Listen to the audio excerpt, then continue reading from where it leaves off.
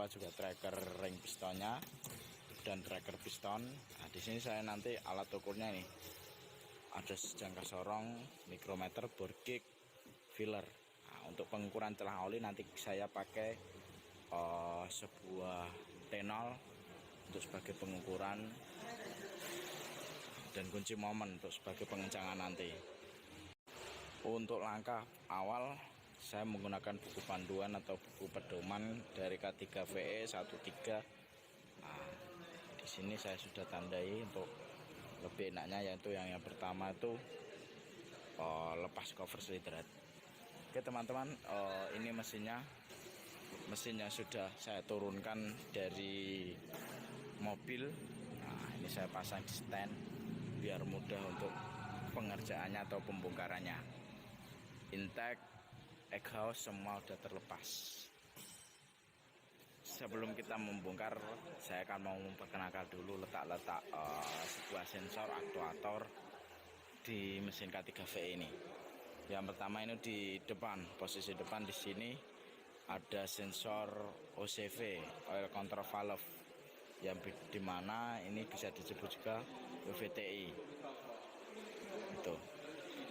Terus di bawah sini, nah di lubang ini ada nanti sensor CKP, crankshaft posisi atau sensor crack as. Di sini ada switch oli. Nah, di sini lubang koil 1 2 3 4. Di sini lubang injektor 1 2 3 4. Nah, di sini ini sensor knock. Sensor knock yang mendeteksi getaran saat pembakaran. Ini PVC atau PFV. Oke, sudah situ aja. Nah, kurang satu. Di belakang ini ada sensor camshaft. Dan nanti di sini ada satu sensor lagi, sensor WTS atau sensor temperatur ya. Nah, untuk tahap awal ini kita buka cover silinder head atau cover yang paling atas ya.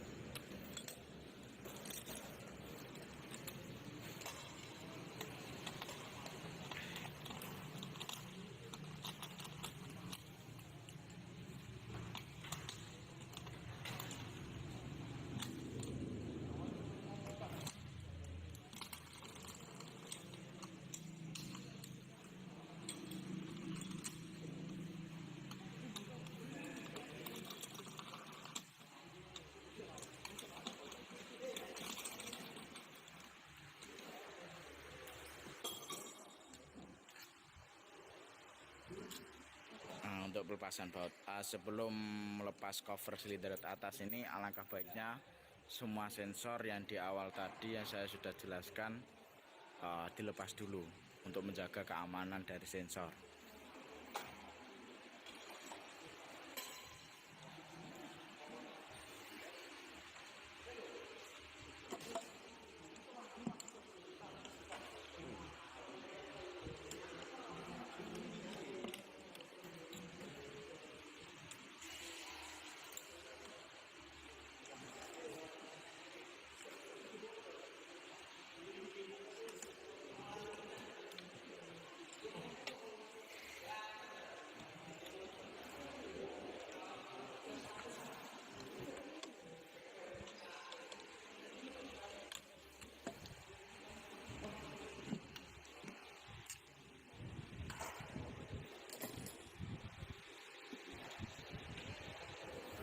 Setelah terlepas covernya, kita lepas puli.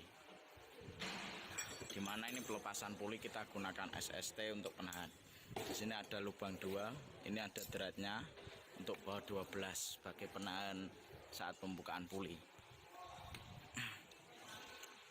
Nah, seperti dilihat, ini kita menggunakan baut untuk sebagai penahan nanti.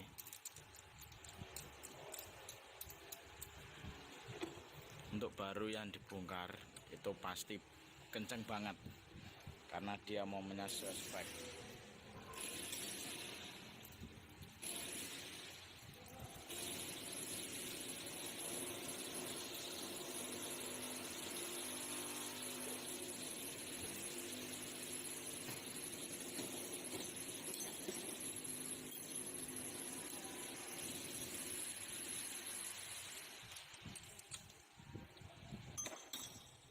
Oke, setelah puli tadi terlepas, kita balikkan mesin, kita lepas oil pan atau kalternya ya. Balik mas. Nah, keuntungan tuh kita bawa stand kayak gini enak, bolak baliknya enak. Di sini kita buka baut kalternya, ada baut besarnya 2, 1, 2.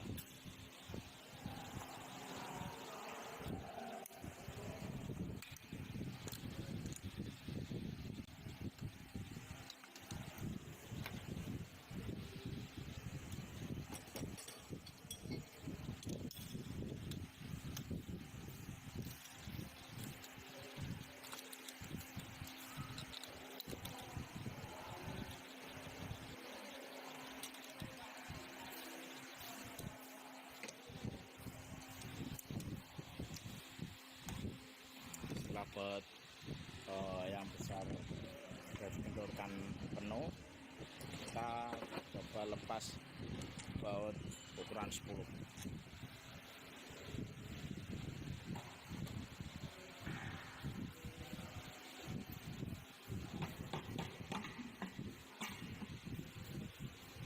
Untuk yang masih kekat boleh pakai OP main.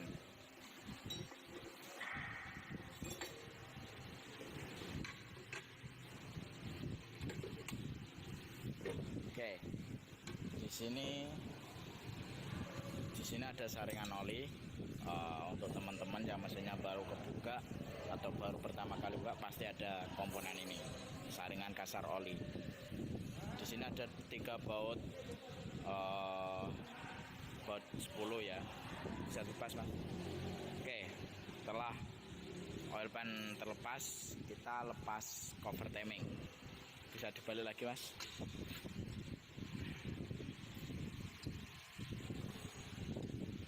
Kita lepas cover depan timing chain.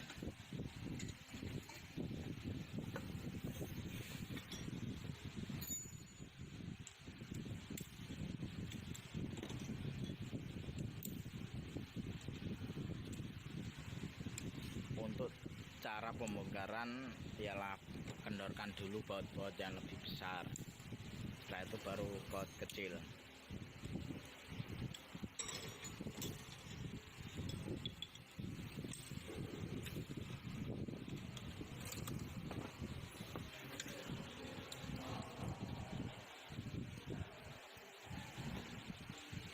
Di situ paling besar itu baut 14, selanjutnya 12 dan 10. Ada di beberapa titik ya, pokoknya mengelilingi cover timing itu.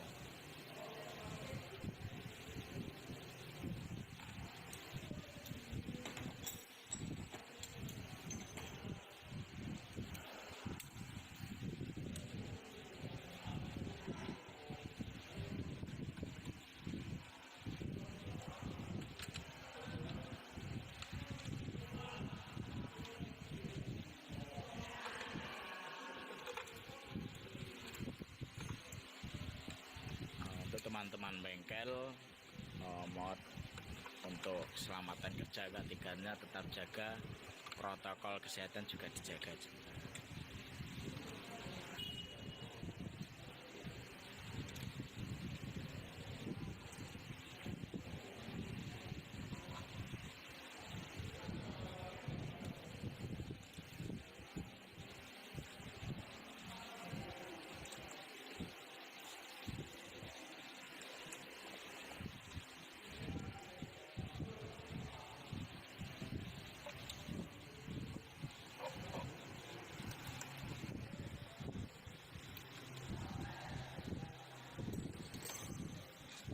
Setelah baut kendor semua, kita ambil, kita sendirikan baut cover temeng sendiri, baut silinder sendiri, dan baut oil pan sendiri, agar nanti saat kita pemasangan itu lebih mudah, lebih cepat, dan baut pun nggak tertukar baut dalam dengan baut luar.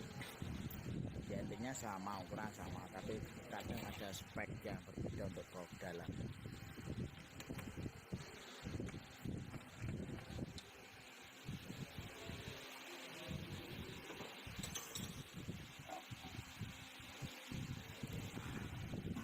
Sini nanti setelah kita buka cover timing akan rantai timing ini kita terbuka. Untuk ini untuk pelepasan nggak usah kita topkan ya, nggak usah kita bingung-bingung nanti pemasangannya kayak gimana. Di setiap rantai timing kendaraan maupun Xenia Avanza itu pasti ada tanda titik timing. Nah, ini saya kasih tahu dulu. Di sini ada titik. Ini pun ada kuning tanda, pun juga gitu ada titik kuning. Nah, untuk nanti pemasangan saya lebih jelasnya penyampaiannya. Untuk selanjutnya itu kita lepas sensor atau plat gigi yang dibaca dari sensor CKP.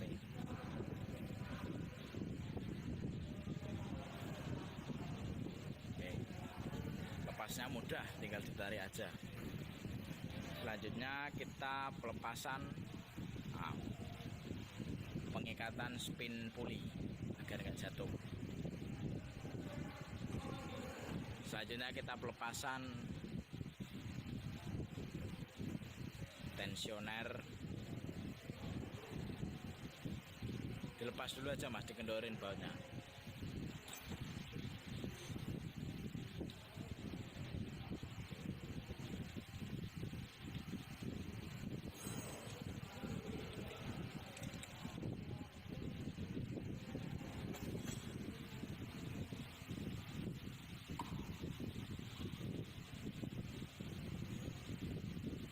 Cabut aja enggak apa-apa mas,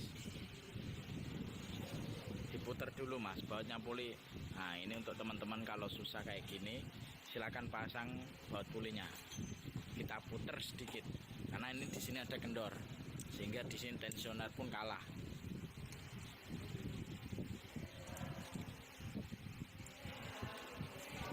Nah bautnya diputer.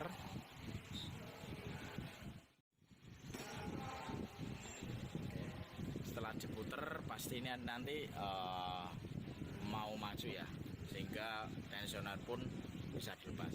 Oke mas, saya praktekkan. Nah ketika ngelepas kita usahakan kunci dari tensioner agar saat kita melepas tidak terlepas dari rumahnya, tidak ambiar. Nah jangan jemput dulu mas. Nah seperti ini kita kunci sesuai lubang yang sudah ada. Oke.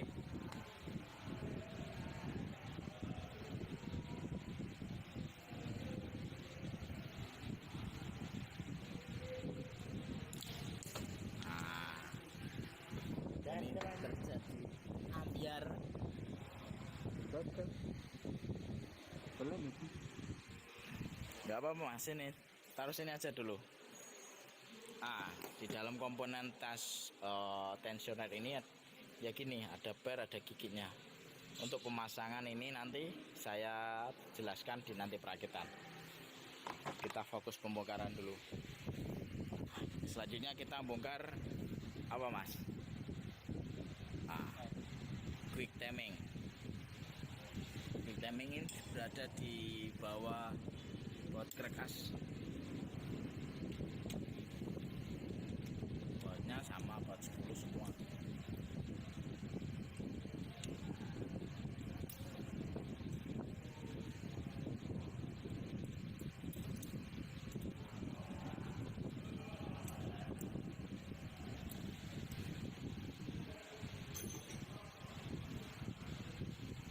Setelah itu kita lepas tensioner arm. Nah ini tensioner arm itu yang setengah lingkar ya, atau seperti bulan, itu baut 12.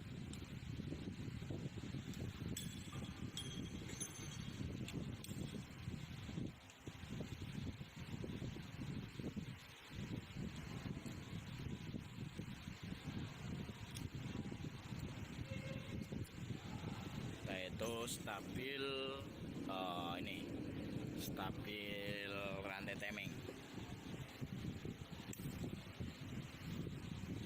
Itu ada 2 baut, yang satu sudah terlepas.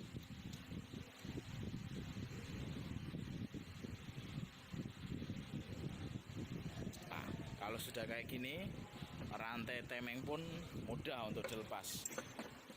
Oke, silakan dilepas. Rantai timing kita lepas. Oke, silakan taruh. Setelah itu kita pelepasan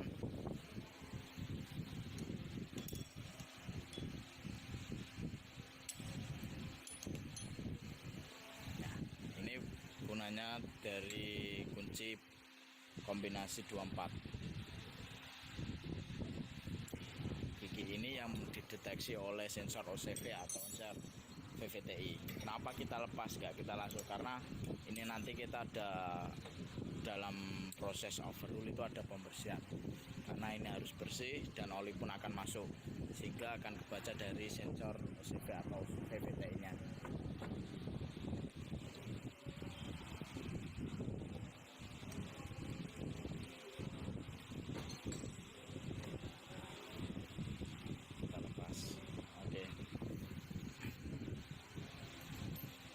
Setelah itu kita lepas cam dari noken in maupun egg. Di sini kita hanya satu VVTi atau satu OCV, artinya yang dideteksi dari OCV pun dari in. Untuk dual VVTi pasti ada 2, in dan egg yang diukur. Ya.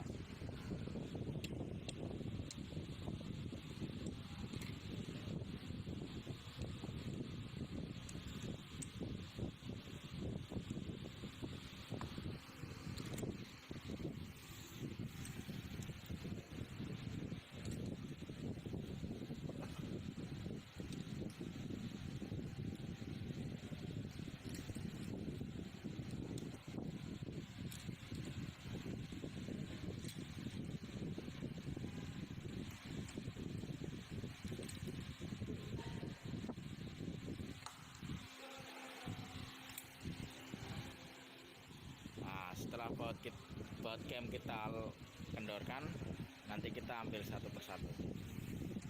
Cam ini nanti kalau teman-teman kecampur enggak apa-apa, di situ ada kodenya. In sama egg itu beda. Kalau in ditandai dengan I, egg dengan E. Sudah ada urutannya 1, 2, 3. 1 itu dari titik pusat, titik puli ya. Kalau yang belakang itu titik dari kampas kopling.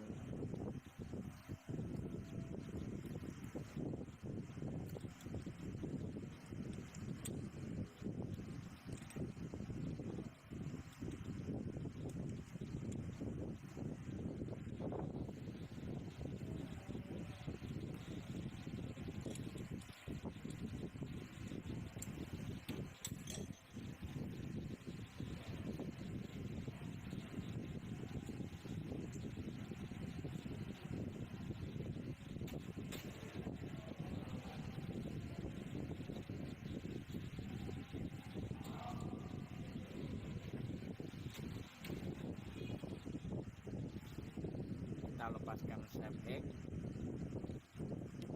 masih 1 cam.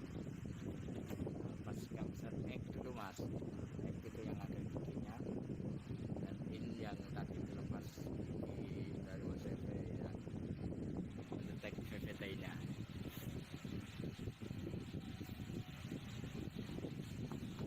Nah, setelah kayak gini kita lepas baut dari silindret. Di sini bautnya khusus. Kita lepas kepala silinder menggunakan SST ya, atau kunci khusus.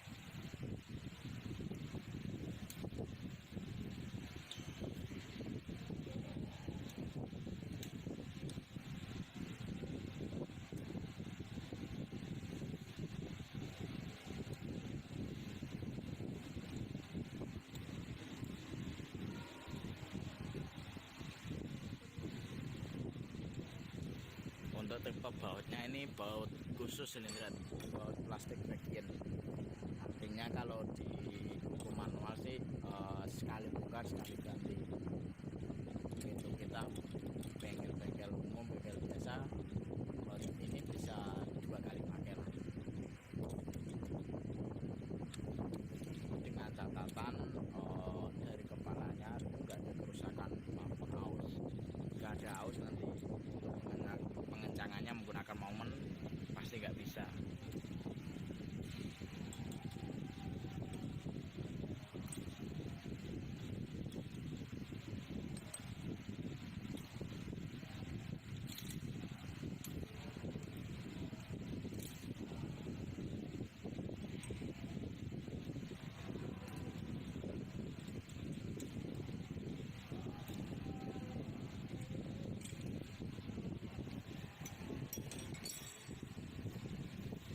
Untuk teman-teman jika udah kelepas semua, silakan boleh diambil bautnya menggunakan magnet.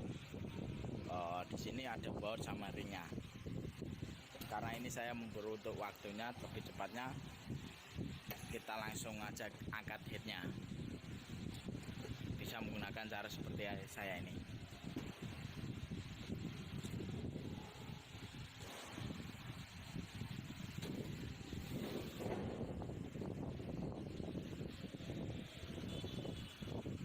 Setelah itu kita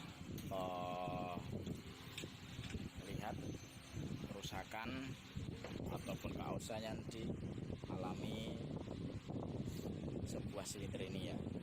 Kita lepas satu seker. Caranya kita balik dulu. Sini bautnya baut 10 rintik.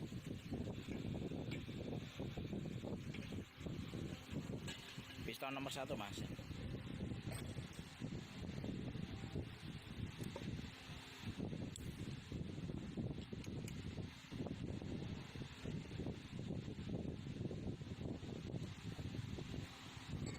Ini piston nomor 1 mau lepas, kita gunakan 10 rintik.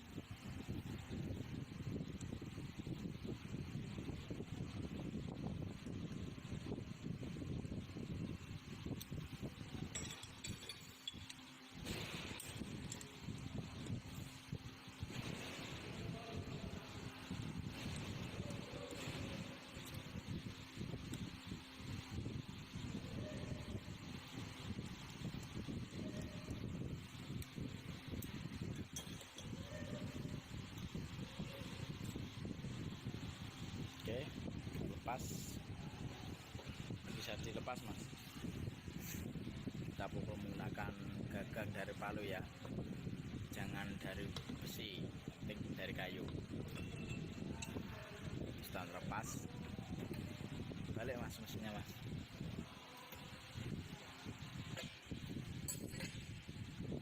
Nah, untuk teman-teman yang overhaul, ini yang dinamakan pompa oli ya. Jika ini seret atau ada keausan, lebih baik ganti saja, karena ini faktor utama pentingnya pelumasan bagi mesin ya. Karena kalau ini ada apa-apa atau pelumasannya kurang kencang, maka yang dihasilkan nanti mesinnya pun akan cepat aus. Terus yang ini water pump, pompa dari air radiator, ini pun harusnya kita lepas, kita cek mulai dari piring dan kipasnya sudah mengalami keausan atau belum. Oke, ini silinder 1 yang sudah dilepas. Nah, kita cek pakai tangan, ada keausan enggak, atau mungkin ada benjolan yang abnormal, enggak normal. Untuk ini sih rata sih, nggak ada doncolan yang abnormal.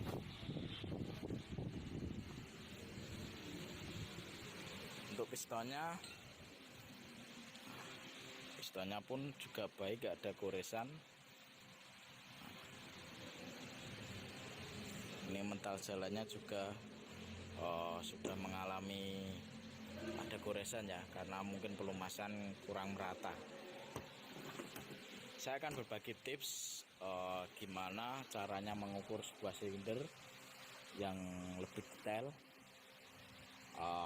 Tapi dengan alat ukur ya, kita tidak bisa awang-awang. Setelah itu kita lakukan pengukuran menggunakan vari caliper. Nah, ini untuk pengukuran diameter kasar ya. Kita bersihkan dulu alatnya. Setelah itu kita kalibrasi, kita set zero. Di garis ini, garis 0 ini urut sama 0 atasnya, itu artinya presisi bisa digunakan. Setelah itu kita bersihkan silinder nomor 1 yang pistonnya sudah dilepas. Setelah itu kita ukur diameter dalamnya seperti ini ya. Berapa mas? 71,95. 71,95. Setelah itu kita tulis ya.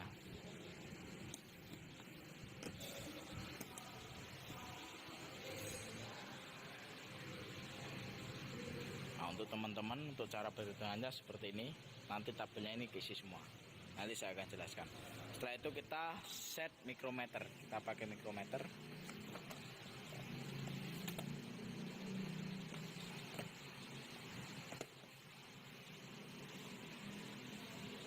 Kita kalibrasi dulu. Untuk kalibrasi ini ada stroke pin ya untuk kalibrasinya, karena ini bukan 0 sampai 25, ini mikrometer 50 sampai 75.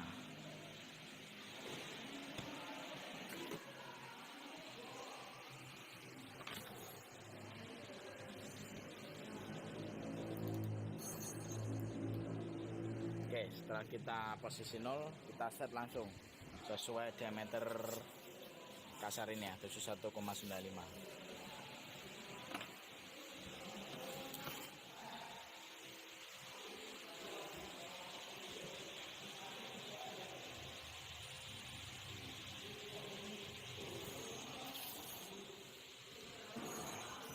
Kita set di 71,95. Oke, 71,95. Oke, kita selanjutnya kita set bore gauge ya. Nah, ini yang ada di dalam bore gauge. Ada pin dan dial indikator. Silakan mas di set.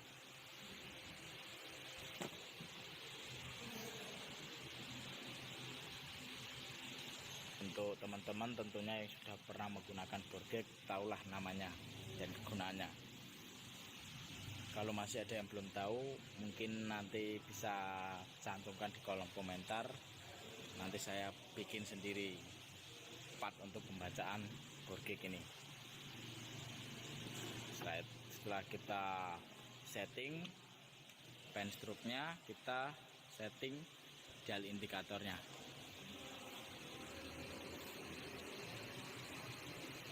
Nah, jarum kecil di angka 1. Oke. Nah, setelah alatnya diset kayak gini, ini tidak bisa langsung digunakan. Kita kalibrasi dulu dengan mikrometer. Nah, kita posisikan 0 juga. Setelah ini lurus, ini posisikan 0.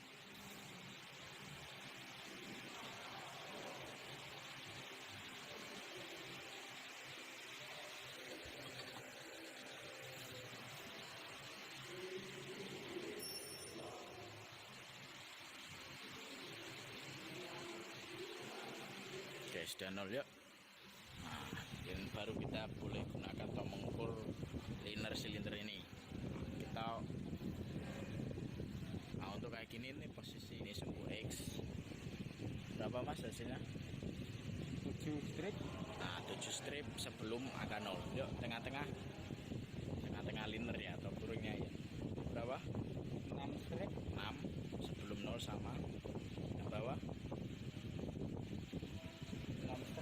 6 strip. Nah, ini teman-teman harus lebih detail ya untuk angkanya itu 6 strip sebelum angka 0 atau sesudah angka 0. Kalau sebelum ini berarti dia posisinya masih positif. Kalau nanti setelah 0 itu negatif. Nah, itu gunanya nanti di sini bisa tulis dulu mas.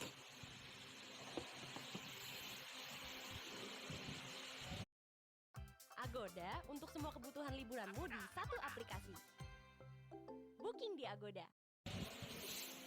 Kita tulis tadi positif ya, berarti 0,7 strip itu dikali 0,01, hasilnya ini. Setelah itu sembuh ya mas.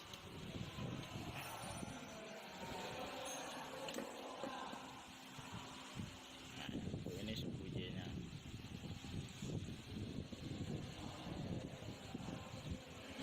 Berapa? 7 strip, 7 strip, tengah-tengah 6 strip, 6 strip, 6 strip. 6 strip. Yuk. Kalau sudah kayak gini, nanti kita tinggal bisa menentukan hasilnya.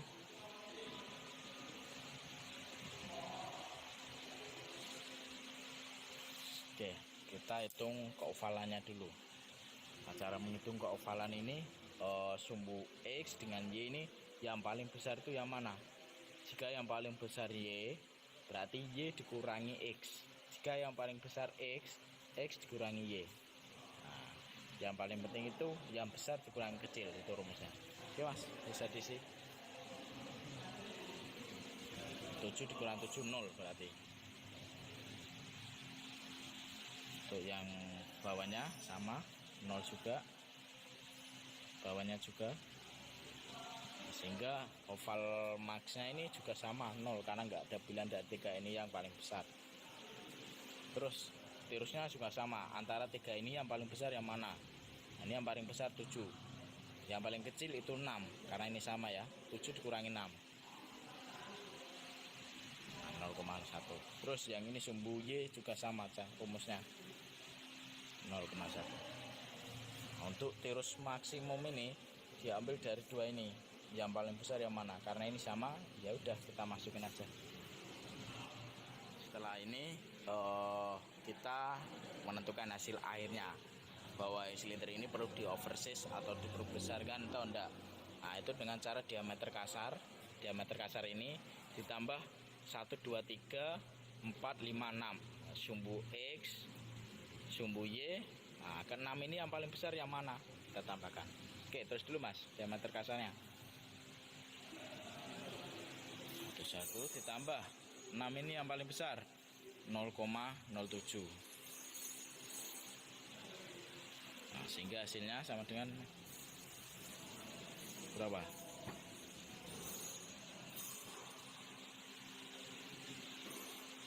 72,02 ya. Artinya apa? Berarti untuk standarnya itu 72,05 sampai maksimumnya 72,10. Artinya ini masih di bawah spek. Nah kalau di bawah spek kayak gini berarti untuk silinder ini pun tidak perlu dilakukan pembesaran atau oversize. Kita cuma perlu merapikan atau kita gunakan ampas lipu agar kerak-kerak yang menempel di dinding ini bersih.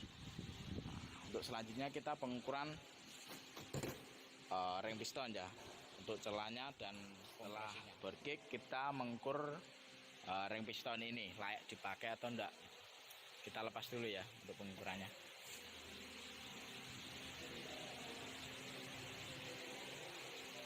Nanti pengukurannya itu ada 2 macam. Celah ujung ring untuk menentukan tingkat kompresinya, dan celah alur ring untuk tingkat keausan yang sudah didapat dari ring tersebut.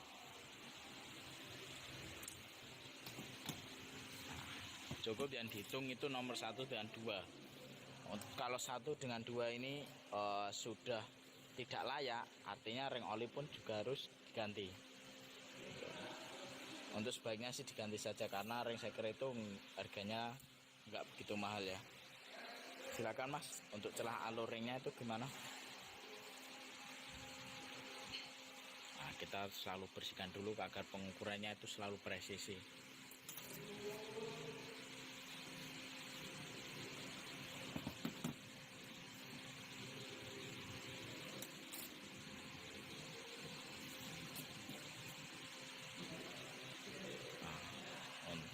Nah ini untuk pengukuran celah alur. dimasukkan dan diukur celahnya dengan filler. Standarnya berapa mas? 0,05 Sampai? 0,07. Oke. Jika nanti pengukuran dari yang sudah di overhaul ternyata melebihi yang sudah ditentukan, artinya perlu penggantian. Nah, untuk pengukuran ring 2 pun sama. Coba mas bisa dipraktekkan ring 2. Untuk ring 2 celah alur.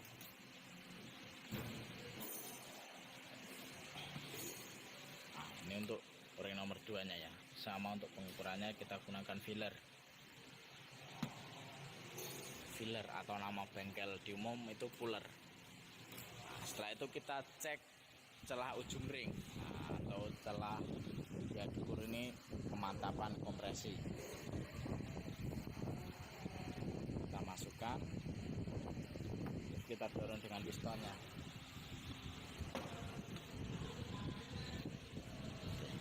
Nah, di sini terdapat celah atau sambungan dari rem piston ini ya. Nah, ini pun diukur.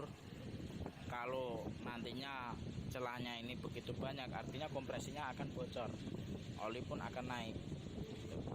Oke mas, silakan mas. Untuk pengukurannya sama, menggunakan filler. Kita ukur celahnya berapa.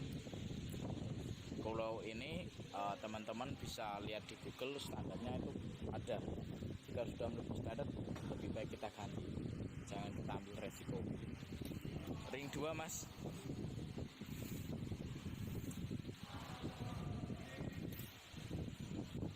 Untuk ring 2 pun sama ukurannya.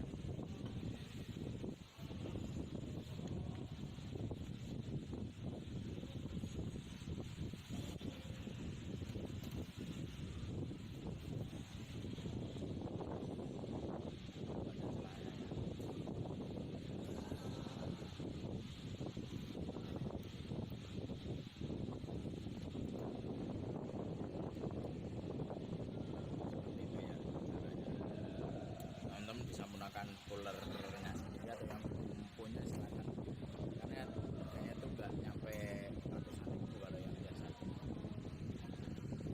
Setelah itu teman-teman yang sudah bongkar, lebih baik piston semuanya itu dilepas, termasuk dari crankshaftnya. Karena apa? Karena nanti ada pengerataan dari blok ini ya, dimana nanti nggak rata itu kita ratain.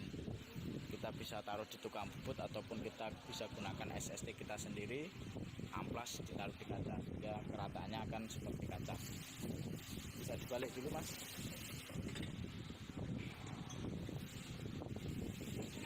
Nah, di sini ada dua metal ya. Yang satu itu metal jalan, artinya metal yang menempel di stang shaker. Nah, itu dia berjalan berputar ke atas ke bawah. Terus yang kedua itu metal duduk. Metal duduk itu yang dapat crankshaftnya ya. Nah, ini pengukurannya sama, kita gunakan mikro.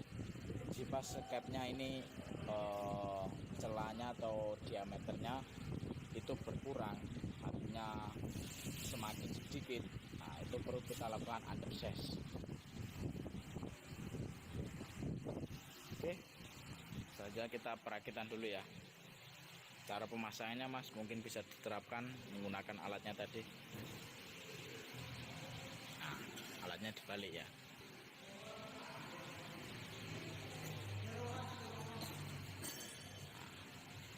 Kita pasang. Jangan lupa urutannya, karena ring 1 dan ring 2 itu beda. Untuk di ring baru pasti ada tanda untuk yang top atau yang bagian atas itu yang mana, pasti ada tandanya. Selanjutnya setelah ring terpasang itu kayak gini ya. Nah, untuk teman-teman saran ini lebih baik kalau ring nomor 2 itu berada di bawah seperti ini. Oke. Yang nomor 1 atau yang atas itu berlawanan arah. Di sini ya.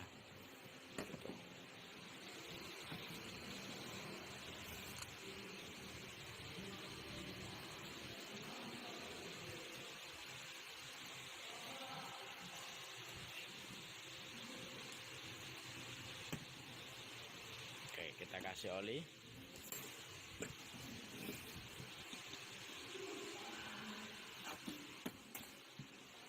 Sip. Ya terus saja dulu.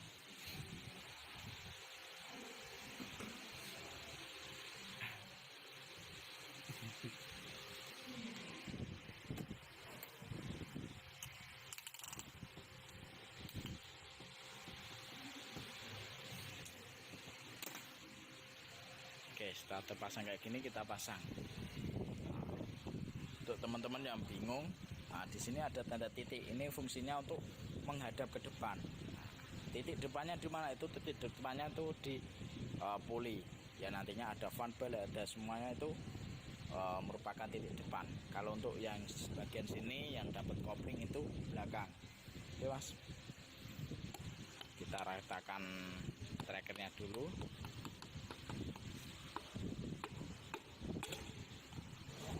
Nah, itu masuk dengan mudah.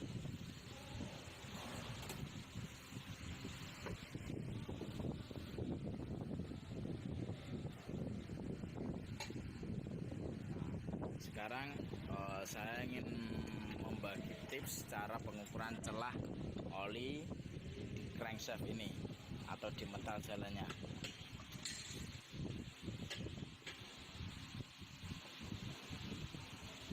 Kita posisikan top 2, bersihkan dulu ya. Nah di sini untuk pengukuran celah oli ini biasanya menggunakan plastik gig, alatnya itu khusus. Seperti ini ya, ini harganya lumayan banget, kita gunakan plastik gig. Untuk yang mau belajar mengukur, kita bisa gunakan sebuah tenol, ya, dimana tenol nanti pun juga akan memberi efek bisa diukurnya celah yang berada di dalam crankpin ini. Posisikan sumbu X,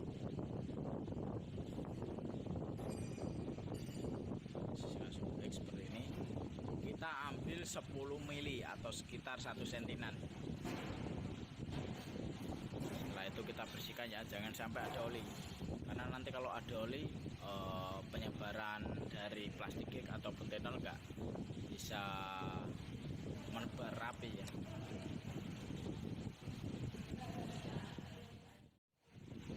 Ayo kita kencangkan. Ini nggak hanya cuma dikencangkan pakai kunci ya, tapi kita gunakan momen juga. Momennya itu 2,2 kg.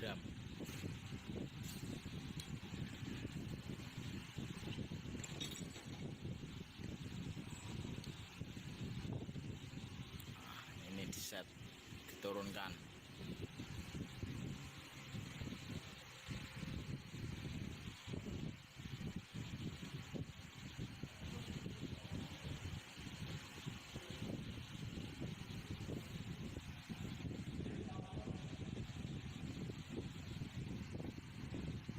Untuk teman-teman yang mau membersihkan mesinnya, silahkan dilepas saja, tidak apa-apa semua. Nanti untuk pemasangannya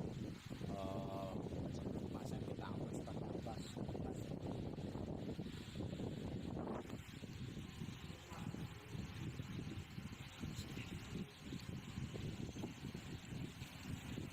Nah, setelah itu kita kencangkan pakai momen. Nah, sampai bunyi dek. Setelah kayak gitu kita lepas lagi. Nanti kita akan tahu lebar dari tenol tersebut atau plastik gig. Nah itu celahnya yang dihasilkan dari crankpin atau celah dari metal jalan tersebut.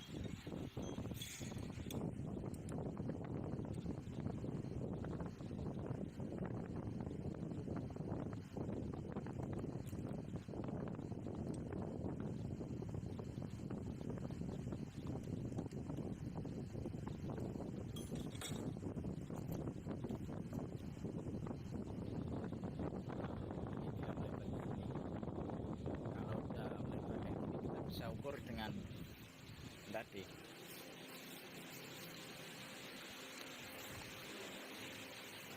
Nah ini untuk kertas pengukurannya ya. jika melebarnya sekian maka hasilnya 0, berapa. Coba Mas di sini Mas ukur. Nah, yang sama itu 0,125. Karena ini pakai tenol ya. Untuk pakai plastik cake mungkin melebarnya agak lebih lebar. Untuk teman-teman yang ada plastik cake silahkan digunakan, tidak apa-apa untuk pembelajaran agar bisa mengetahui standar dari celah oli. Nah, setelah kayak gini kita bersihkan ya, kita pasang.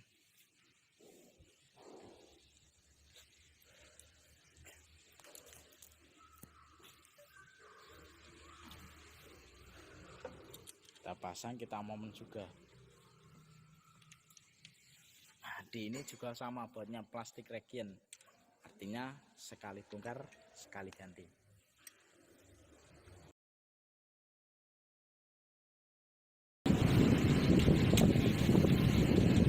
Buatnya sama buat 10 semua.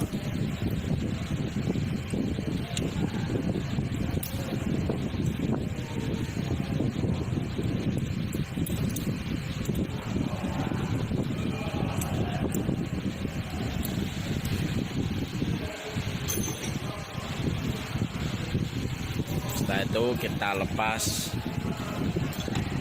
tensionan arem. Nah, ini tensionan arem itu yang setengah lingkar ya, atau seperti bulan, itu bawa 12.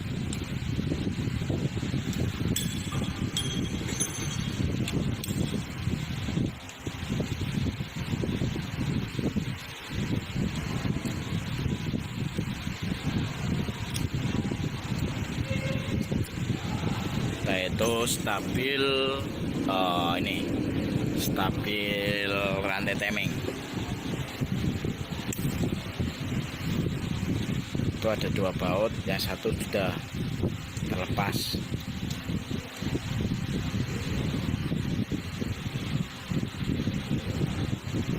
Nah, kalau sudah kayak gini rantai timing pun mudah untuk dilepas. Oke, silakan dilepas. Rantai timing kita lepas. Oke, silakan taruh. Setelah itu kita pelepasan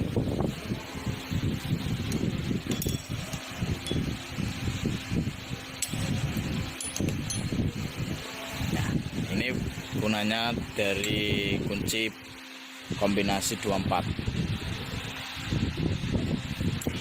Gigi ini yang dideteksi oleh sensor OCV atau sensor VVTi. Kenapa kita lepas, nggak kita langsung? Karena ini nanti kita ada dalam proses overhaul itu ada pembersihan. Karena ini harus bersih dan oli pun akan masuk, sehingga akan kebaca dari sensor OCV atau VVTi-nya.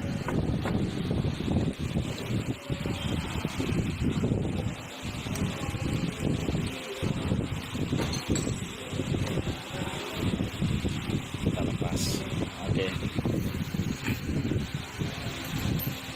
Setelah itu kita lepas cam dari noken in maupun egg. Di sini kita hanya satu VVTi atau satu OCV, artinya yang dideteksi dari OCV pun dari in. Untuk dual VVTi pasti ada 2, in dan egg yang diukur. Ya.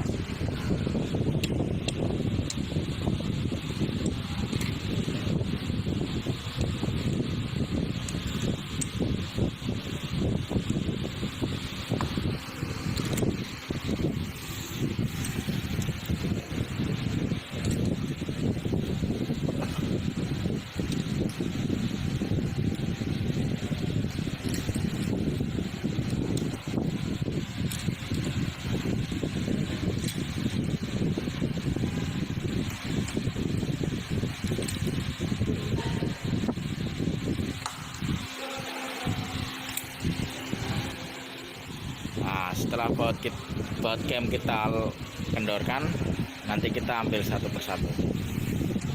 Cam ini nanti kalau teman-teman kecampur tidak apa-apa, di situ ada kodenya.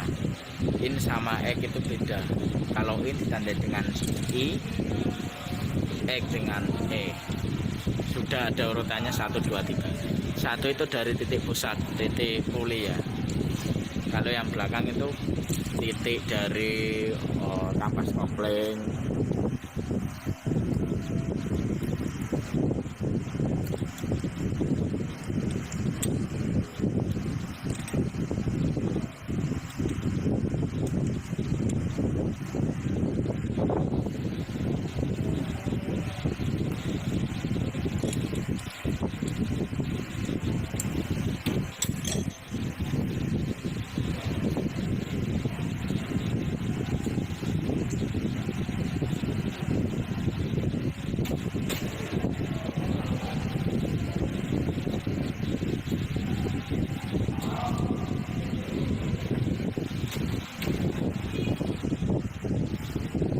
Kita lepaskan sep X,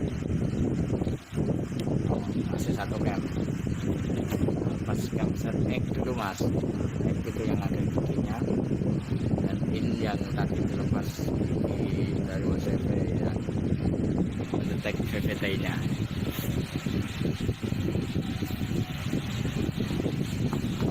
Nah setelah kayak gini kita lepas baut dari silindret. Di sini bautnya khusus. Kita lepas kepala silinder menggunakan SST ya, atau kunci khusus.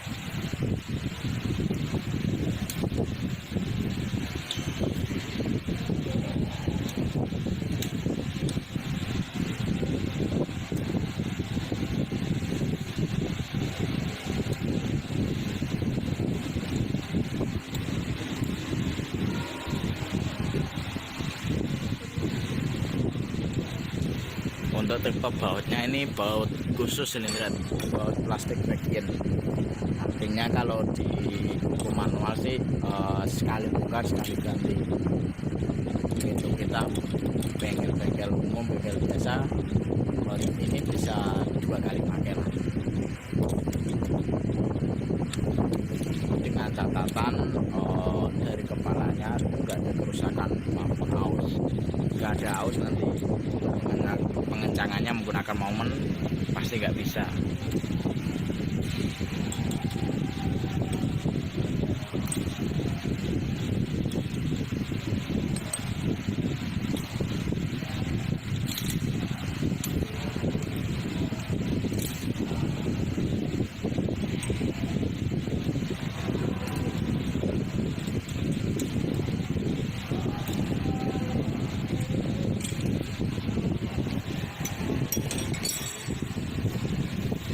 Untuk teman-teman jika udah kelepas semua, silakan boleh diambil bautnya menggunakan magnet.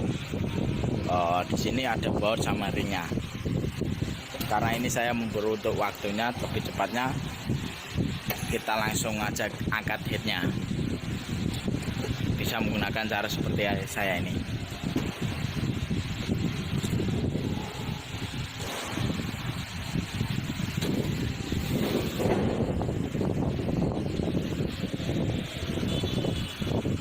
Setelah itu kita lihat kerusakan ataupun keausan yang dialami sebuah silinder ini ya. Kita lepas satu seker. Caranya kita balik dulu.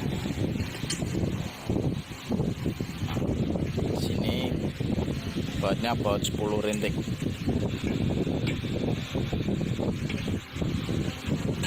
Piston nomor 1 mas.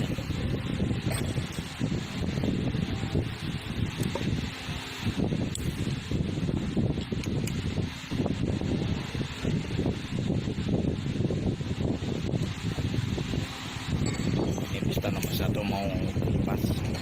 Kita gunakan 10 rintik.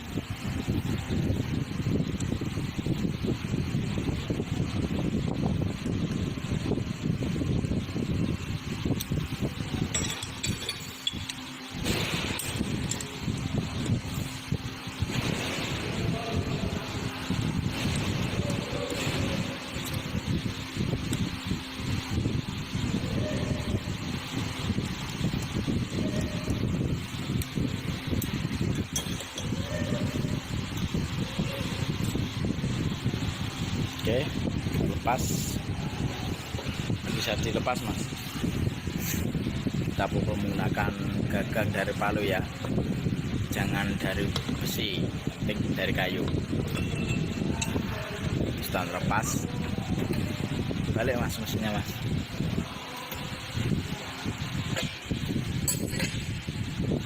Nah, untuk teman-teman yang overhaul, ini yang dinamakan pompa oli ya. Jika ini seret atau ada keausan, lebih baik ganti saja, karena ini faktor utama pentingnya pelumasan bagi mesin ya.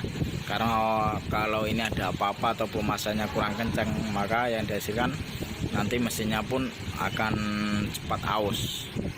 Terus yang ini water pump, pompa dari air radiator, ini pun harusnya kita lepas, kita cek mulai dari piring dan kipasnya sudah mengalami keausan atau belum. Oke, ini silindr satu yang sudah dilepas. Nah, kita cek pakai tangan, ada keausan enggak, atau mungkin ada benjolan yang abnormal, enggak normal. Untuk ini sih rata sih, nggak ada doncolan yang abnormal.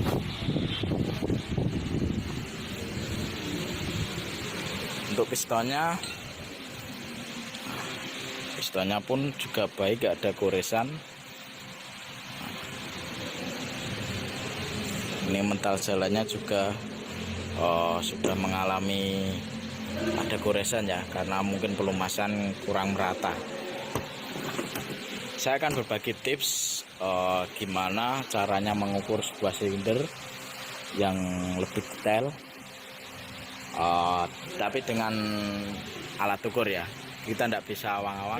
Setelah itu kita lakukan pengukuran menggunakan vari caliper. Nah, ini untuk pengukuran diameter kasar ya.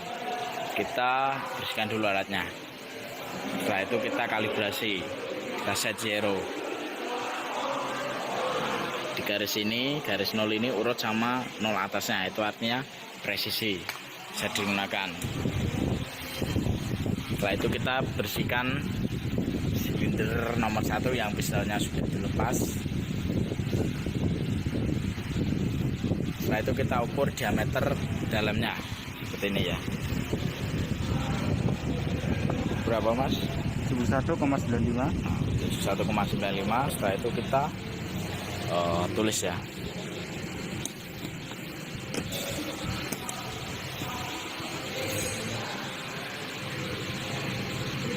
Nah, untuk teman-teman, untuk cara perhitungannya seperti ini. Nanti tabelnya ini diisi semua, nanti saya akan jelaskan. Setelah itu kita set mikrometer, kita pakai mikrometer.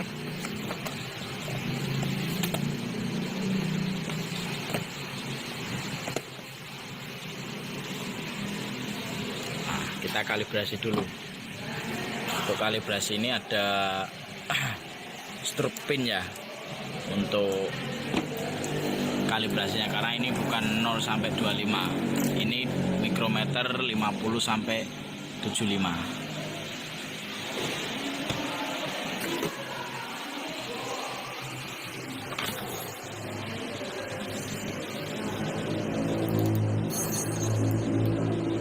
Oke, setelah kita posisi 0, kita set langsung sesuai diameter kasar ini ya, 71,95.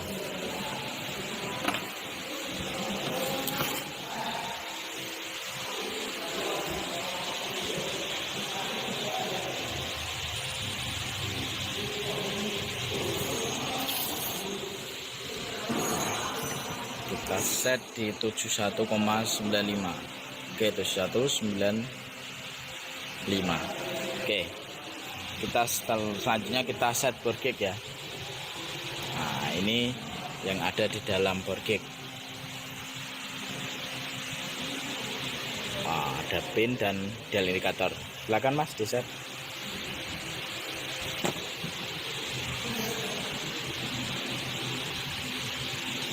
Untuk teman-teman tentunya yang sudah pernah menggunakan bore gauge, tahulah namanya dan kegunaannya. Kalau masih ada yang belum tahu, mungkin nanti bisa cantumkan di kolom komentar. Nanti saya bikin sendiri part untuk pembacaan bore gauge ini. Setelah kita setting pen stroke-nya, kita setting dial indikatornya.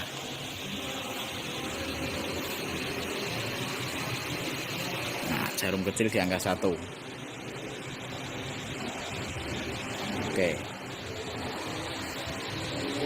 Nah, setelah alatnya di set kayak gini, ini tidak bisa langsung digunakan.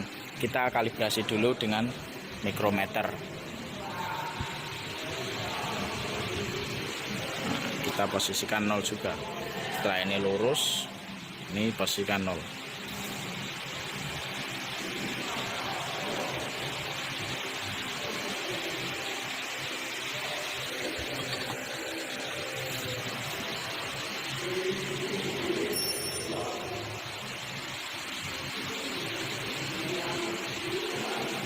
Oke, sudah 0 yuk. Nah, ini baru kita boleh gunakan untuk mengukur liner silinder ini. Kita untuk kayak gini nih posisi ini sumbu X. Berapa mas hasilnya? 7 strip. Nah, 7 strip sebelum angka 0. Yuk, tengah-tengah liner ya atau kurungnya ya. Berapa? 6 strip. 6 sebelum 0 sama yang bawah 6 strip. 6 strip. Nah, ini teman-teman harus lebih detail ya untuk angkanya itu 6 strip sebelum angka 0 atau sesudah angka 0. Kalau sebelum ini berarti dia posisinya masih positif. Kalau nanti setelah 0 itu negatif. Nah, itu gunanya nanti di sini bisa tulis dulu mas.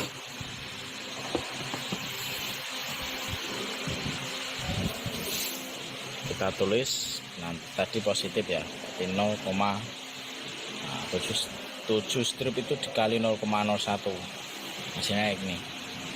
Setelah itu sembuh ya mas.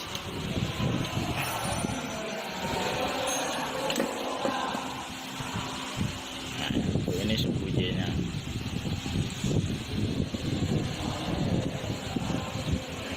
Berapa? 7 strip. 7 strip. Tengah-tengah 6 strip. 6 strip. 6 strip. 6 strip. Yuk. Kalau sudah kayak gini nanti kita tinggal bisa menentukan hasilnya.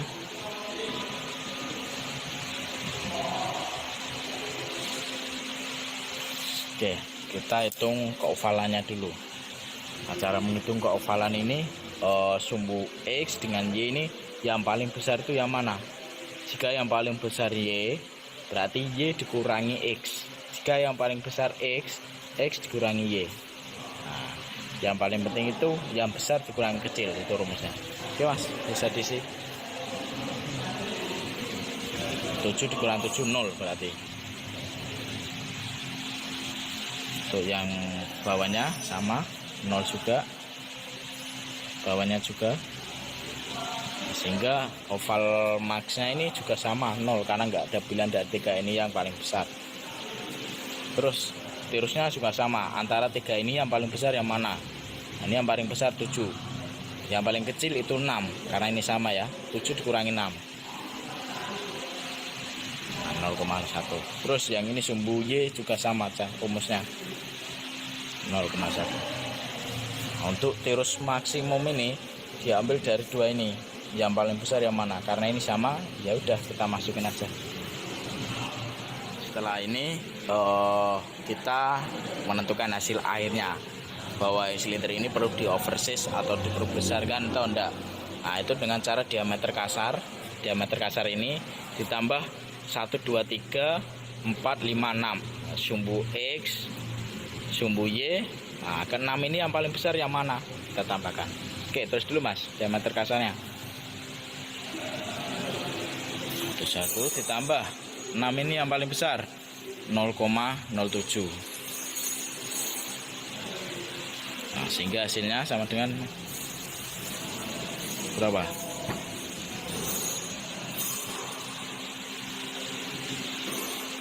72,02 ya. Artinya apa? Berarti untuk standarnya itu 72,05 sampai maksimumnya 72,10. Artinya ini masih di bawah spek. Nah, kalau di bawah spek kayak gini berarti untuk silinder ini pun tidak perlu dilakukan pembesaran atau oversize. Kita cuma perlu merapikan atau kita gunakan ampas liku agar kerak-kerak yang menempel di dinding ini bersih. Nah, untuk selanjutnya kita pengukuran ring piston ya, untuk celahnya, dan setelah berkick kita mengukur ring piston ini layak dipakai atau enggak. Kita lepas dulu ya untuk pengukurannya.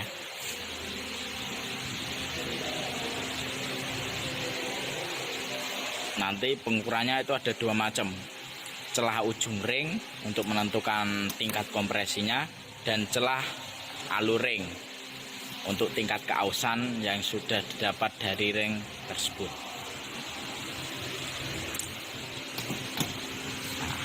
Cukup yang dihitung itu nomor 1 dan 2. Kalau 1 dengan 2 ini sudah tidak layak, artinya ring oli pun juga harus diganti. Untuk sebaiknya sih diganti saja, karena ring seker itu harganya nggak begitu mahal ya. Silakan Mas, untuk celah alur ringnya itu gimana? Nah, kita selalu bersihkan dulu agar pengukurannya itu selalu presisi.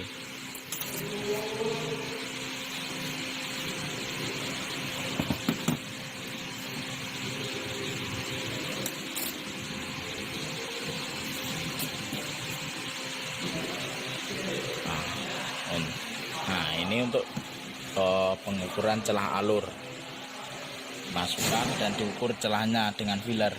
Standarnya berapa Mas? 0,05 Sampai 0,07. Oke. Jika nanti pengukuran dari yang sudah di overhaul ternyata melebihi yang sudah ditentukan, artinya perlu penggantian. Nah, untuk pengukuran ring 2 pun sama. Coba Mas bisa dipraktekkan ring 2, untuk ring 2 celah alur.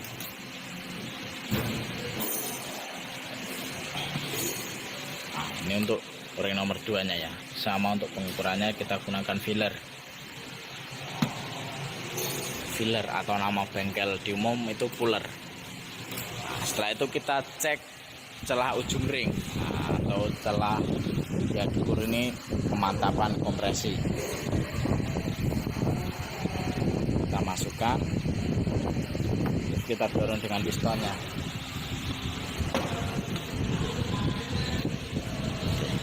Nah, di sini terdapat celah atau sambungan dari rem piston ini ya. Nah, ini pun diukur. Kalau nantinya celahnya ini begitu banyak, artinya kompresinya akan bocor, oli pun akan naik. Oke Mas, silakan Mas. Untuk pengukurannya sama, menggunakan filler. Kita ukur celahnya berapa. Kalau ini teman-teman bisa lihat di Google, standarnya itu ada. Jika sudah melebihi standar, lebih baik kita ganti, jangan kita ambil resiko. Ring 2 Mas.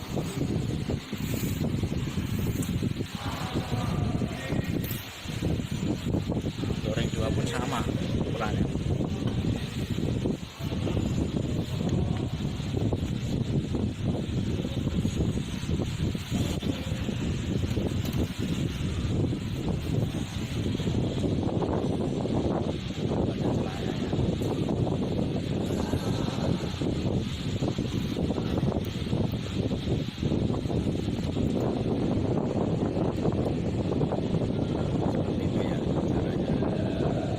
Teman-teman bisa menggunakan pullernya sendiri atau yang punya silakan, karena harganya itu enggak nyampe ratusan ribu kalau yang biasa.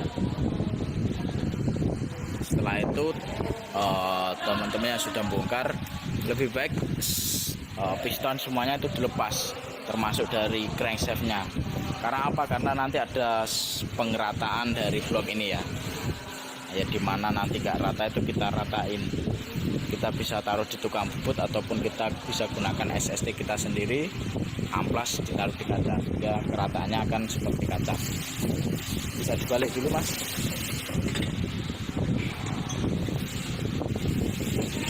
Nah, di sini ada dua metal ya. Yang satu itu metal jalan, artinya metal yang menempel di stang seker. Nah, itu dia berjalan berputar ke atas ke bawah. Terus yang kedua itu metal duduk. Metal duduk itu yang dapat crankshaft-nya ya. Nah, ini pengukurannya sama, kita gunakan mikro.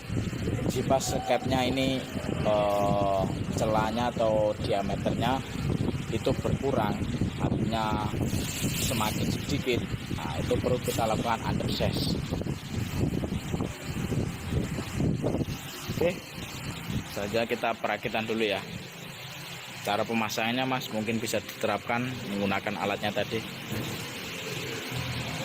Nah, alatnya dibalik ya.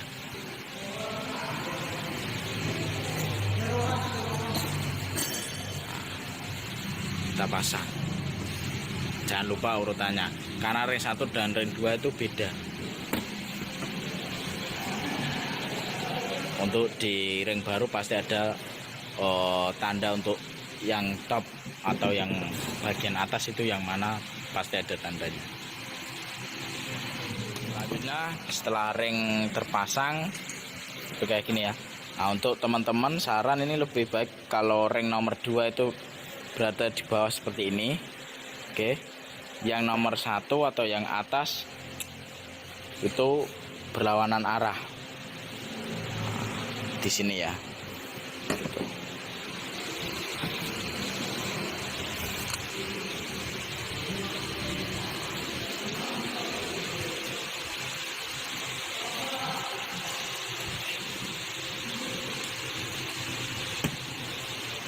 Oke, kita kasih oli.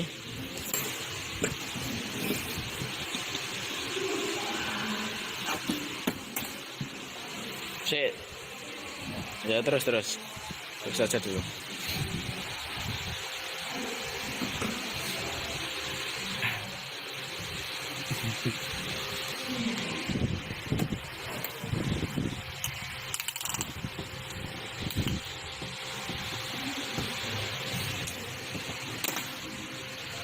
Oke, setelah terpasang kayak gini kita pasang. Untuk teman-teman yang bingung, nah di sini ada tanda titik. Ini fungsinya untuk menghadap ke depan. Nah, titik depannya di mana? Itu titik depannya itu di puli. Ya nantinya ada fan bell, ada semuanya itu merupakan titik depan. Kalau untuk yang bagian sini yang dapat kopling itu belakang. Oke Mas. Kita ratakan trackernya dulu.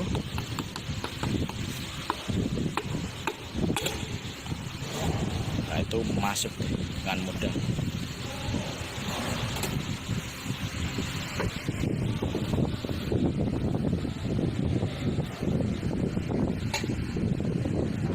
Sekarang saya ingin membagi tips cara pengukuran celah oli di crankshaft ini atau di metal jalannya.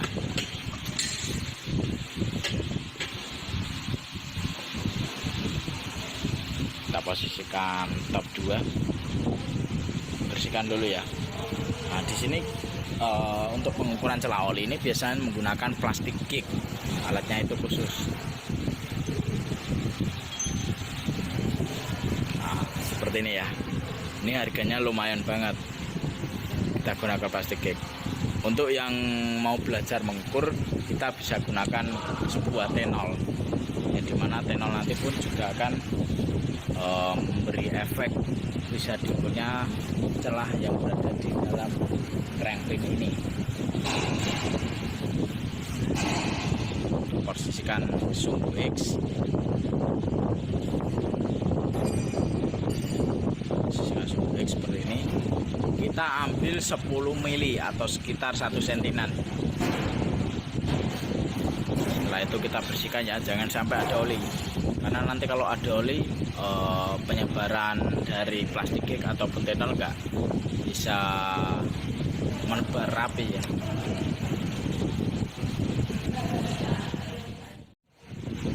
Ayo kita kencangkan. Ini nggak hanya cuma dikencangkan pakai kunci ya, tapi kita gunakan momen juga. Momennya itu 2,2 kg.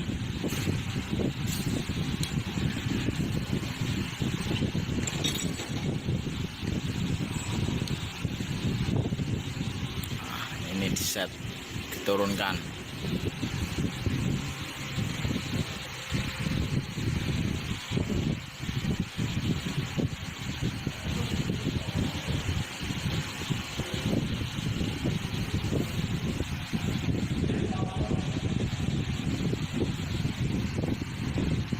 Untuk teman-teman yang mau membersihkan mesinnya, silahkan dilepas saja, tidak apa-apa semua. Nanti untuk pemasangannya pasang kita ambil pakai lepas.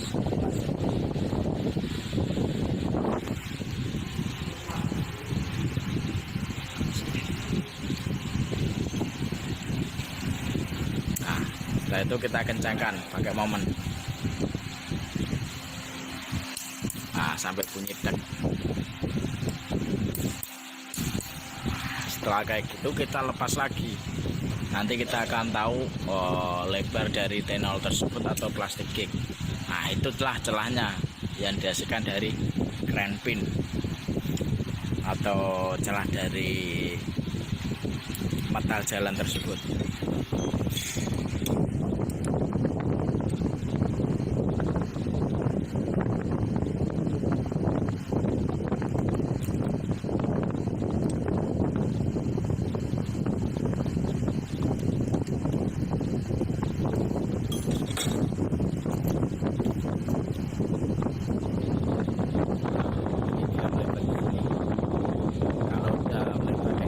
Bisa ukur dengan tadi.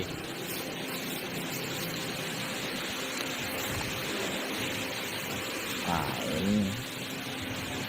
ini untuk kertas pengukurannya ya. Jika melebarnya sekian, maka hasilnya 0, berapa. Coba Mas, di sini Mas, ukur. Nah, ya sama itu 0,125. Karena ini pakai tenol ya. Untuk pakai plastik kick mungkin melebarnya agak lebih lebar. Untuk teman-teman yang ada plastik kick silahkan digunakan, tidak apa-apa, untuk pembelajaran agar bisa mengetahui standar dari celah oli. Nah, setelah kayak gini kita bersihkan ya, kita pasang.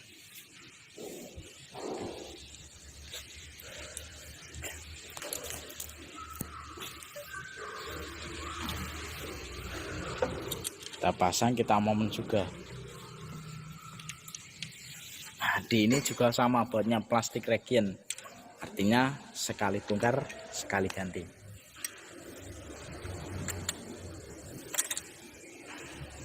Nah, untuk di buku manualnya setelah di momen itu ada penambahan sekitar 90 derajat.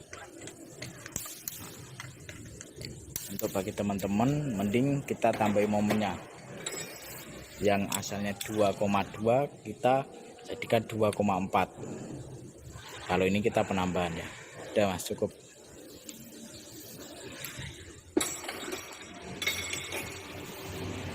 Balik.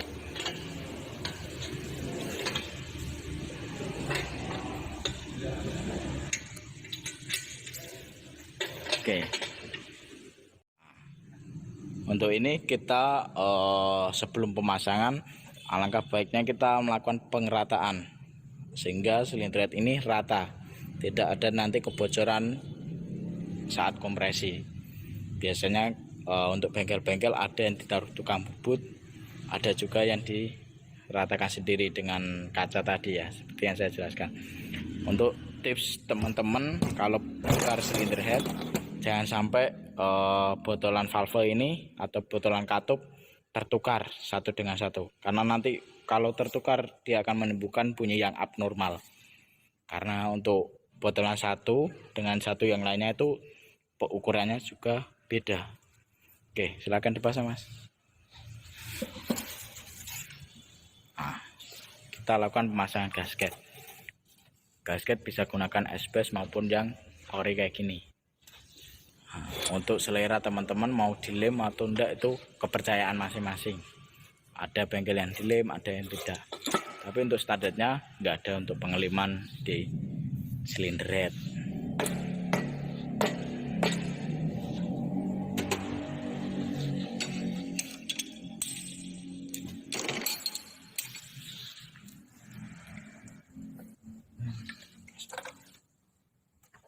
Buat kali. kita kencangkan. Untuk pengencangannya itu dimulai dari tengah ya, mentengah, dari tengah ke pinggir. Untuk pelepasan kebalikan dari pengencangan, dari pinggir ke tengah.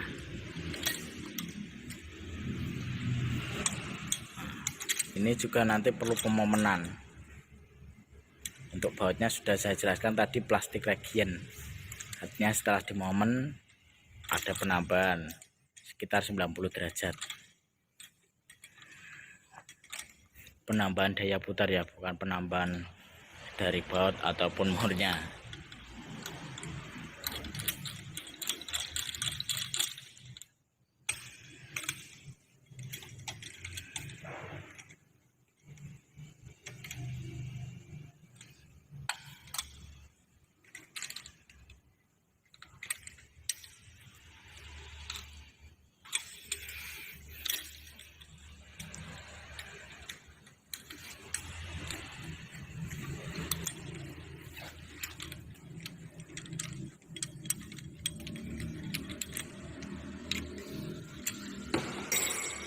Oke, kita lakukan momennya kalau tidak salah itu 3,4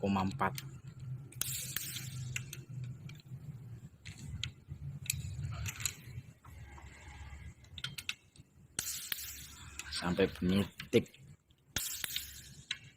Kalau udah bunyi jangan dipaksain muter lagi, nanti itu namanya penambahan sebuah putar dari baut kekencangannya.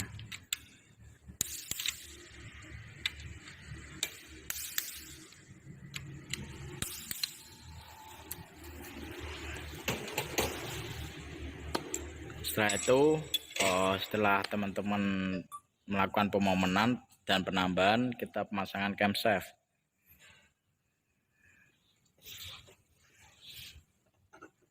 Untuk teman-teman yang baru pertama kali overhaul mesin, jangan lupa untuk lubang oli, lubang air, jangan lupa dibersihkan, karena biasanya di situ kerak-kerak banyak yang menempel. Sehingga nanti kalau belum dibersihkan, dipasang lagi, timbul overheat maupun oli tidak naik, itu akan terjadi. Karena sering kerak itu berada di saluran oli maupun air dari pendingin mesin tersebut.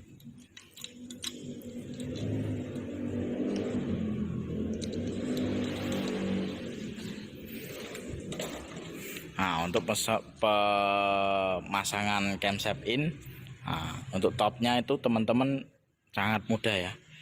Ini yang ini tuh menghadap ke innya sendiri. Kalau X juga menghadap X, artinya saling membelakangi. Nah, itulah sebuah titik, atau bisa dipadukan ini ada tanda titik.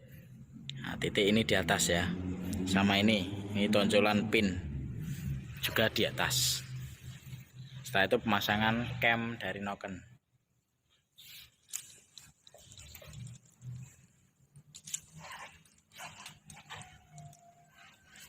Tadi sudah saya kasih tahu bahwa di camnya ini ada tanjana.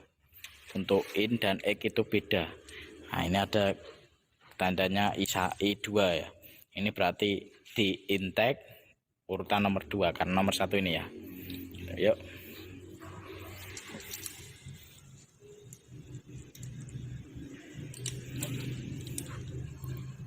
Nah, ini ego exhaust. Setelah itu pengencangan.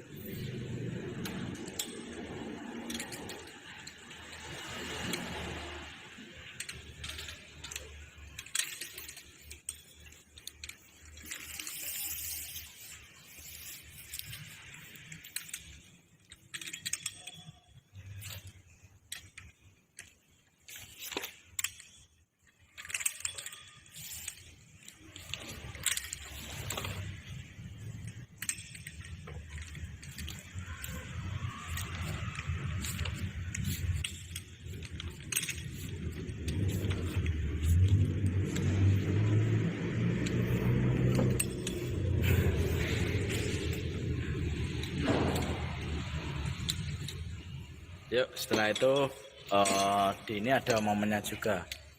Tapi di sini untuk baut 10 ini sih nggak usah di momen, kita rasakan aja lah. Setelah itu pemasangan timing sprocketnya atau gigi VVTi. Nah, itu di dalam ada lubang-lubang, jangan lupa dibersihkan. Nah, ini yang dibaca dari sensor VVTi atau sensor OCV. VVTi ini berfungsi untuk memajukan memundurkan timing.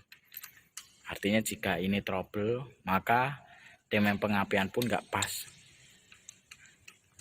akan terjadi misfire atau pengapian yang tidak tepat. Nah, setelah itu lakukan pemomenan, karena ini baut besar ya, kita momen aja.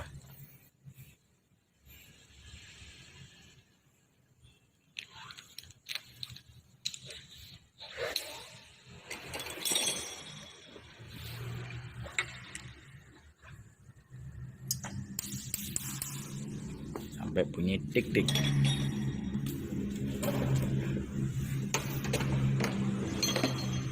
Setelah itu pemasangan.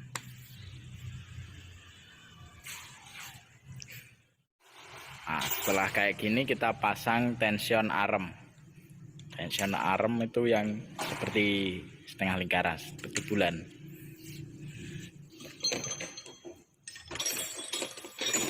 Ini yang perlu dilakukan pengecekan, ini plastik ini ada keausan yang sangat banyak enggak gitu. Jika sudah aus ganti aja.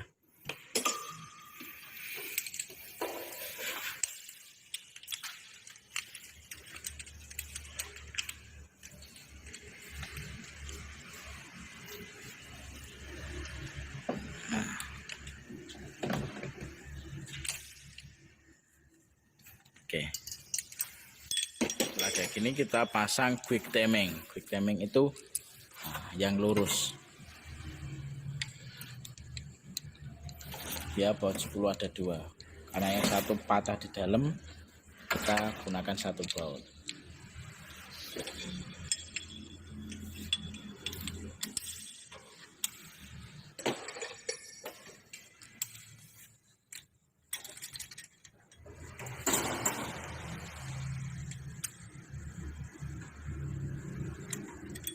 Setelah kayak gini pemasangan atau pengetopan dulu ya, kita posisikan top 1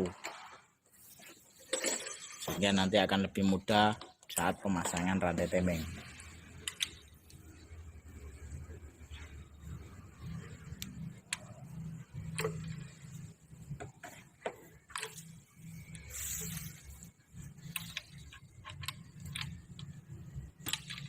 Oke, nanti dulu tidak apa-apa mas bautnya. Setelah itu pemasangan rantai timing. Bisa ditaruh meja dulu mas rantainya. Nah, di sini ada tanda 2 ya, kuning 2, terus kuning 1, terus juga kuning 1. Nah, itu sebagai tanda nanti dapat titik di ini camshaft X in untuk yang 2 di crankshaftnya. Yuk mas, boleh.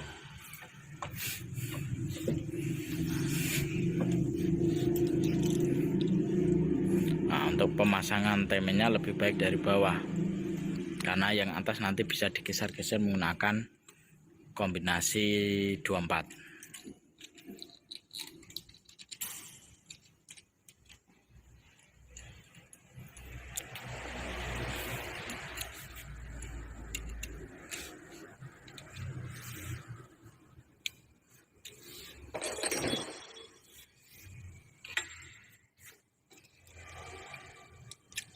Kita geser jika kurang pas ya. Setelah itu kita geser lagi, kita kencangkan. Setelah kayak gini, ini tanda kuning pun Bentar, saya fokuskan. Nah, tanda kuning urut dengan titik. Yang ini juga kuning urut titik. Dan yang ini 2 di as tengah. Oke.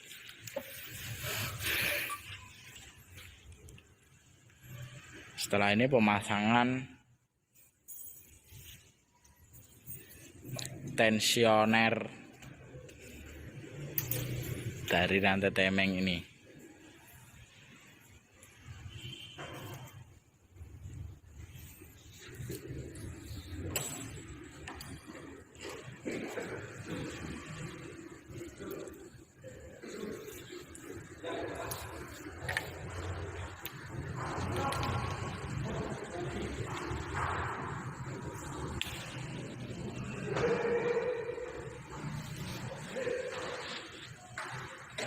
Setelah terpasang kayak gini, ini punya mengunci dari tension arm. Dengan nanti kalau ada puputaran dia bisa agak kendor, agak kencang ya, mencahkan tensioner arm itu.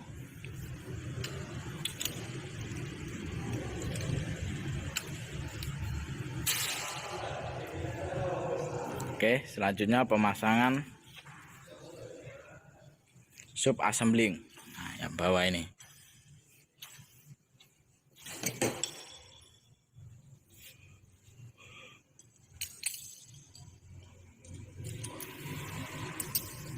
Nah, untuk sub assembling ini dipasang di akhir setelah pemasangan rantai.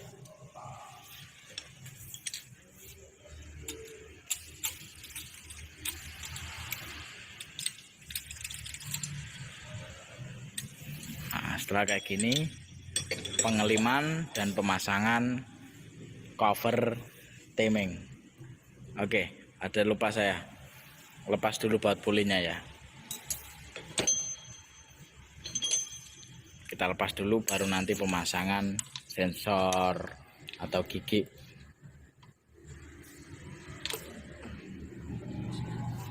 Nah, sebelum melakukan pengeleman kita lepas dulu baut pulinya ya. Setelah kita lepas, nah, kita pasang sensor ini. Jangan sampai terlupa ya. Kalau ini nggak kepasang, mobil dari mesin ini nggak akan hidup. Nah, di sini ada tandanya. Untuk bagian depan itu biasanya ditandai dari huruf F. Nah, F ini menandakan front depan atau D biasanya. Silakan Mas. Kita lepas karetnya dulu.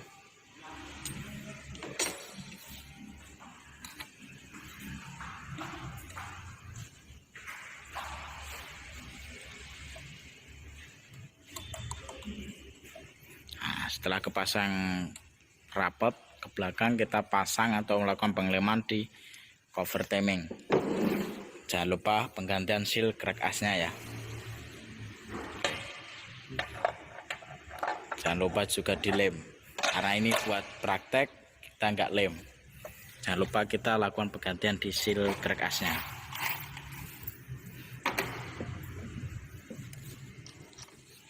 Setelah pemasangan cover temeng, kita pemasangan oil pan.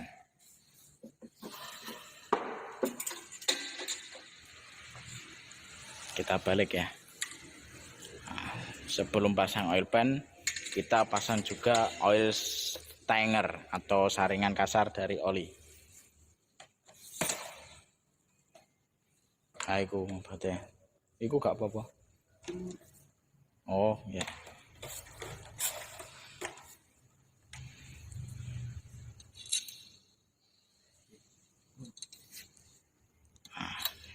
Seperti ini ya. Di sini ada per pack atau packingnya. Yuk terus. Setelah pasangan oil stanger, kita pasang oil pan-nya atau tempat penampungan oli ya. Jangan lupa lakukan pengeleman, ratakan dulu, bersihkan, baru itu dilemkan.